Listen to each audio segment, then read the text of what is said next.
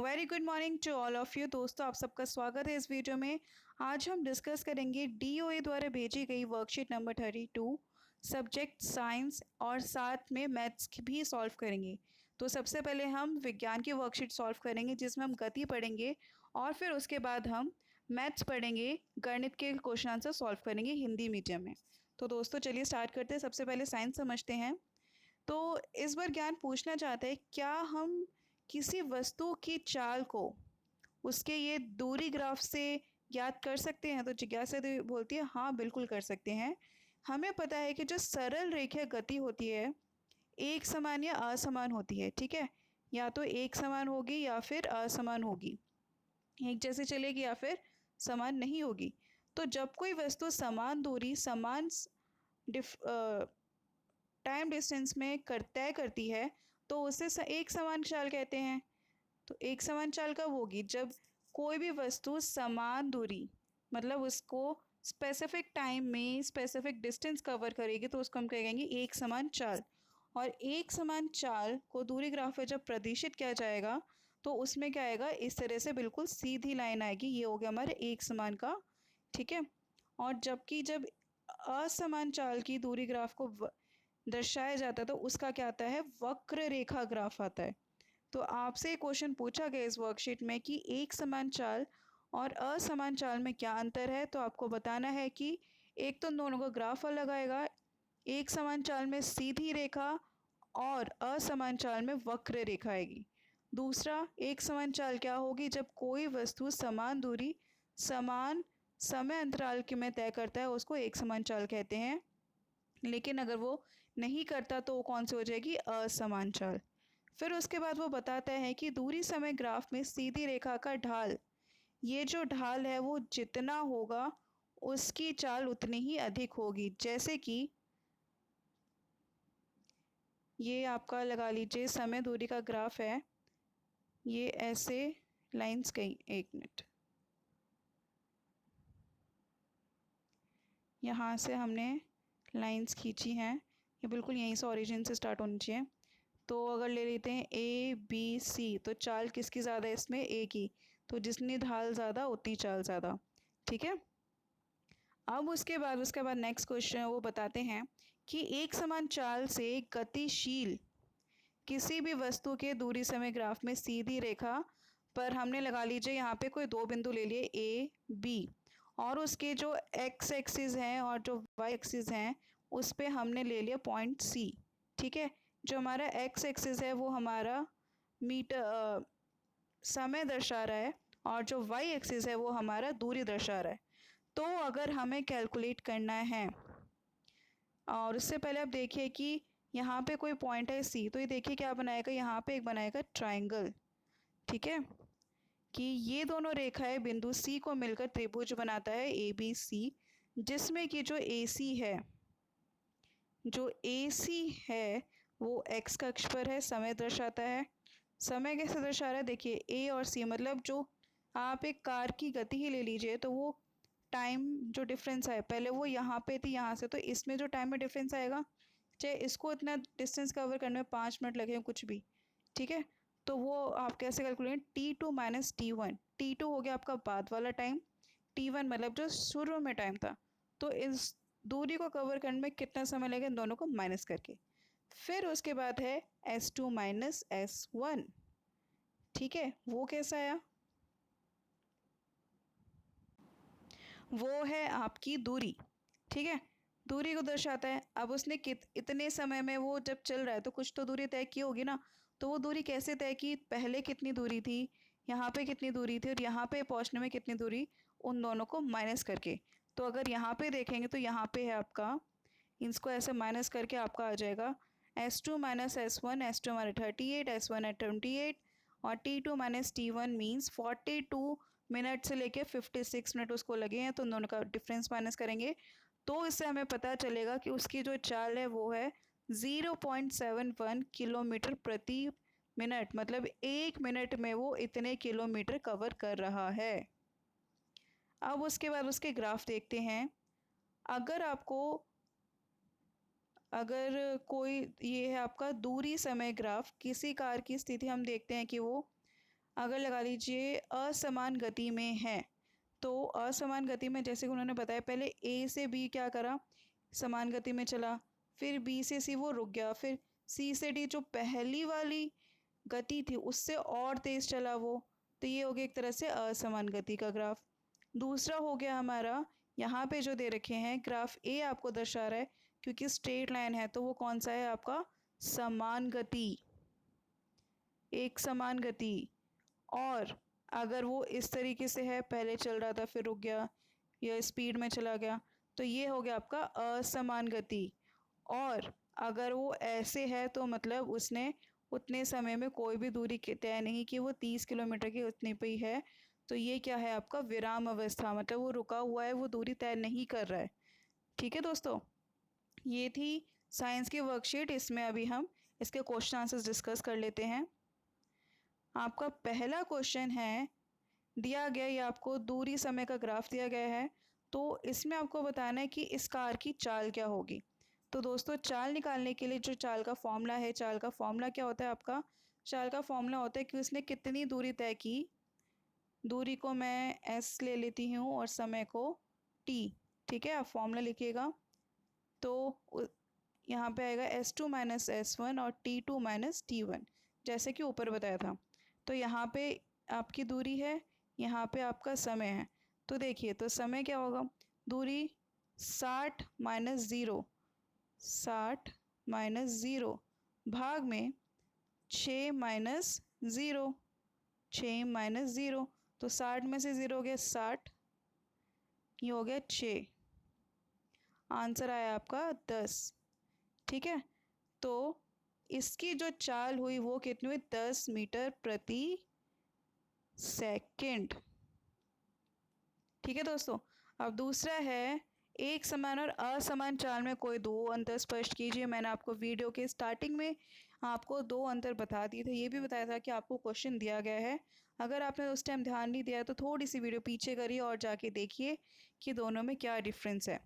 फिर उसके बाद थर्ड क्वेश्चन है, किसी वस्तु की गति कि निम्न अवस्थाओं को आपको दूरी ग्राफ बनाना है जब वस्तु है विराम अवस्था पे। अगर वस्तु विराम अवस्था पे है तो कैसा ग्राफ आएगा दोस्तों, ये वाला ग्राफ, बिल्कुल ऐसी सीधी लाइन की उसने चला ही नहीं। अगर लगा लो वो 30 मीटर चल के रुक गया तो वो रुका ही हुआ है, वो चला ही नहीं, समय बढ़ता चला लेकिन दूरी क्या है, एक समान है, तो ये क्या हो गया उसका विराम अवस्था का ग्राफ। फिर उसके बाद उसने बोला है असमान चाल से गतिशील वस्तु, मतलब पहले तो असमान चाल है तो ये हो गया आपका ये, या फिर इसमें ये बना सकते हैं कि असमान चाल से गतिशील वस्तु। उसके बाद है आपका दूरी समय ग्राफ का ढाल क्या दर्शाता है, ये भी हमने ऊपर पढ़ा था। दूरी समय का ग्राफ का ढाल क्या दर्शाता है दोस्तों, ये हमें दर्शाता है चाल कितनी है। अगर दूरी समय में ग्राफ सीधी रेखा का ढाल जितना होगा उतनी ही चाल अधिक होगी। तो दोस्तों ये थी हमारी साइंस की वर्कशीट। चलिए अब डिस्कस करते हैं हम मैथ्स की वर्कशीट, वर्कशीट नंबर 32। इसमें आपको समझाया गया है प्रायिकता मीन्स प्रोबेबिलिटी। तो दोस्तों मेनली एक चीज़ को समझ लेते, होता है क्या है कि इसमें हम कोई भी जो घटना है, घटना के पक्ष में परिणाम की संख्या, भाग में प्रयोग के परिणाम की कुल संख्या, इसको हम एग्जाम्पल से समझते हैं। जैसे कि देखिए दोस्तों, यहाँ पे आपको एक क्वेश्चन दिया गया है, ये क्वेश्चन करते करते आप इसको पूरा समझ जाएंगे। क्वेश्चन है कि आपके पास एक पासा फेंकने का प्रयोग विचार करते हैं। आपके पास डाइस है, डाइस आपने फेंका, आपको पता है एक डाइस पे 1 से लेके 6 तक नंबर लिखे होते हैं, लिखे होते हैं। ठीक है, अगर मैं आपसे पूछती हूँ कि आपने जब डाइस फेंका तो आपके एक आने के चांस कितने हैं, तो आप क्या करेंगे कि आपको पता है कि भाई उस एक डाइस में आपका एक एक ही बार आ सकता है, क्योंकि उसमें एक ही जगह पर है। ठीक है, अगर दो पूछूंगी तो दो ही बार एक ही बार आ सकता है। तो आप क्या कर सकते हैं कि भाई एक आने के चांस तो 1 है, और कितने में से टोटल कितने नंबर है उसमें, 6, तो आंसर हो जाएगा आपका 1/6। ठीक है, चलिए इसको और सिंपल समझते हैं। अगर मैं आपको बोलूँ वो डाइस मैंने फेंका और मैंने पूछा कि मेरे बताओ कि 3 आने के चांसेस कितने हैं, तो आप क्या करोगे? एक से लेके, अब डाइस में 1 से लेके 6 तक नंबर होते हैं, 1 2 3 4 5 6। मैंने पूछा 3 आने के चांस कितने हैं? 3 तो भाई एक बार ही आएगा, तो 1 बटे में टोटल चांसेस कितने हैं, टोटल नंबर कितने हैं? 6। तो इसका आंसर भी क्या है? 1 बटे में 6।